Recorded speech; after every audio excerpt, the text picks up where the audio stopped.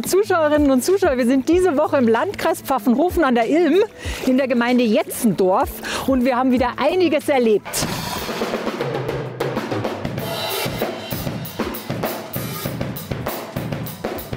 Markus kann nicht nur Schlagzeug spielen, sondern auch Holzwaschbecken herstellen.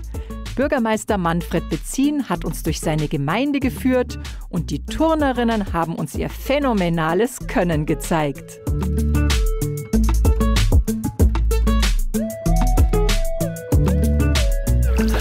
Und wenn Sie wissen möchten, was der Jürgen uns zu erzählen hat, schalten Sie ein immer Montag bis Freitag um 7:45.